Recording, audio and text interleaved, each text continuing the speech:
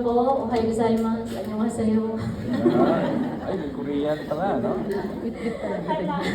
First time po, Kabago 20. Pasensya na po sa boses natin. So, dumako po tayo sa ating tithes and offering. So, yung verse po is kinuha natin from Haggai 1:5 to 9. So, ang sabi po, "Now this is what the Lord Almighty says, give careful thoughts to your ways. You have planted much but harvested little. You eat but never have enough. You drink but never have your fill. You put on clothes but are not warm. You earn wages only to put them in a purse with holes in it." And in 7, this is what the Lord Almighty says, "Give careful thoughts to your ways. Go up into the mountains and bring down timber and build my house, so that I may take pleasure in it and be honored, says the Lord. You expected much, but see, it turned out to be little. What you brought home I blew away. Why? Declares the Lord Almighty. Because of my house which remains a ruin, while each of you is busy with your own house." Amen. Kinakabahan po talaga.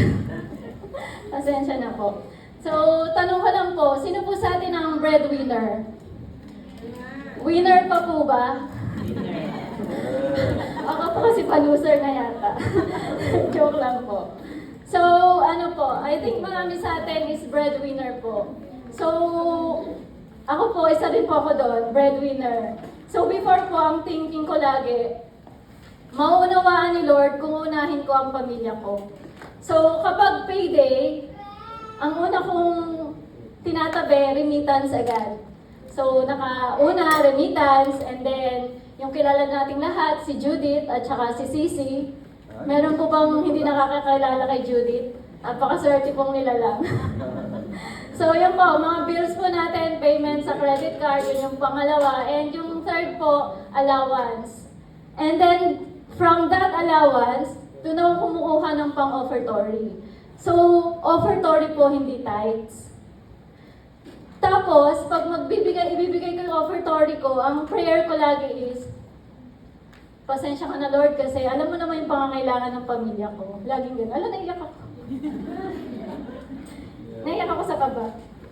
Ang hindi ko po alam, ako po pala ang hindi nakakaunawa. Hanggang 2 years ago po, bali, ika-9th year ko ngayon sa Japan. So, yung sa ika-7th year ko, ito yung eksaktong naramdaman ko, yung sa verse 6, yung you earn wages only to put it in a purse with holes in it. Kasi naramdaman ko, parang walang napupuntahan yung pinagpapaguran. Yung kayod ka ng kayod, pero walang napupuntahan. Naiyak ako. So, ilan po sa atin yung mataimtim na pinagdasal yung trabahong meron tayo ngayon? And ilan po sa atin na answered prayer yung trabahong meron tayo ngayon? Noon po bang pinagdarasal natin yung work natin ngayon? Meron po kayang nagsabi sa atin na, "Lord, gagalingan ko sa trabaho." Or, "Lord, papahalagahan ko yung trabahong ibibigay mo." Meron po kaya sa atin nagsabi ng, "Lord, ibibigay ko yung nararapat na para sa'yo." Kasi po, kung titingnan yung jumbang ng priority, remittance, bills, tapos allowance, and then from allowance, dun pa yung offertory. Sobrang nakakahiya kay Lord kasi yung priority nasa list. Si Lord nasa list. And then, last week po nabanggit ni Ate Joanne na yung nag-uuna pa lang ang JCOB Joetsu, isa lang yung organ, tapos mabibilang sa kamay natin yung members. Pero tingnan po natin ngayon, ang dami po natin, yung music ministry, ang dami na rin po. Bakit po kaya tayo dumami? It's because po, dun sa mga taong tumugon, dun sa command ni Lord, na humayo para mag-make ng disciples, i-expand yung faith. Nabanggit po rin kahapon sa explosion ni Pastora Edith po, yung Great Commission. Yung sa, tama po ba ako, Matthew 28:18 to 20. So, alam po natin yung pangangailangan ng simbahan. So, dumarami po tayo para pong pamilya, di ba? Pag dumarami ang pamilya, kailangan ng maraming financial support. So, alam natin, aware tayo sa pangangailangan ng simbahan sa gawain.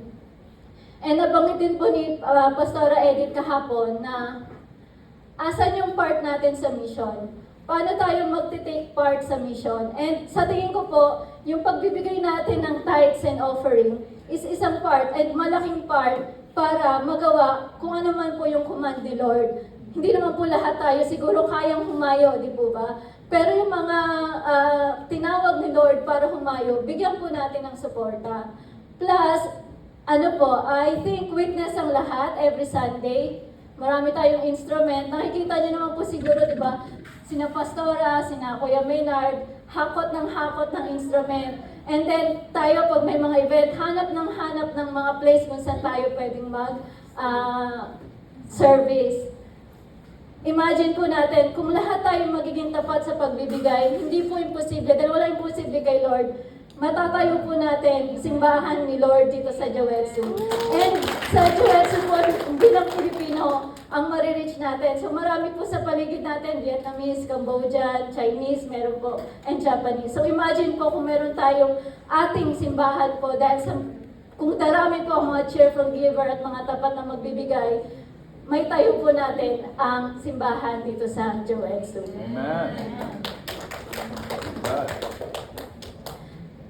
Wag lang po sana tayong ma-misguide. So, hindi po porket magbigay tayo ng nararapat kay Lord is gagawin tayong milyonaryo ni Lord.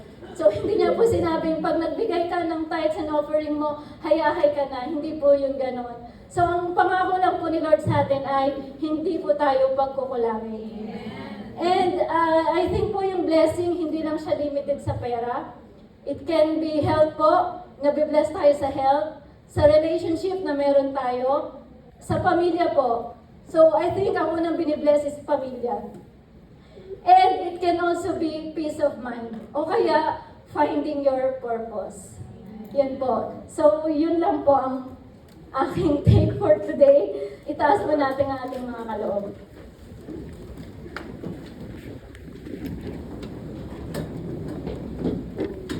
Heavenly Father, amang banal na makapangyarihan sa lahat, sa iyong lahat, pagpapurit, pagsasamba, Panginoon. Lord, tinataas po namin sa inyo ang aming mga kaloob, Panginoon. Alam po namin, Panginoon, na hindi ka tumitingin sa halaga, Lord, kundi sa pusong masayang nagbibigay, O Lord. Lord, wala po sa amin, Lord. Lahat po ay galing sa iyo sa biyaya mo, Panginoon. Maging ang aming kalakasan, Panginoon, ang aming talento, lahat ay nagmumula sa iyo, Lord. Lord, tinataas namin at binabalik sa inyo, Panginoon, lahat ng pagpapalang ito. At muli, Panginoon, hinihiling namin na i-bless mo po kaming lahat, Panginoon. Ang trabaho namin, Panginoon, ang trabaho ng aming mga pamilya, Panginoon. Bigyan mo po kami, Lord, ng kalakasan, Panginoon. At maraming salamat, Lord, sa kada umagang gumigising kami na may pagpapala ng gagaling sa iyo. Nawa, Panginoon, magkaroon kami ng puso, Panginoon, na handang ibalik ng nararapat ng kung ano ang para sa iyo. Ito po ang aming samad dalangin, Panginoon, sa matamis na pangalan ni Jesus. Amen.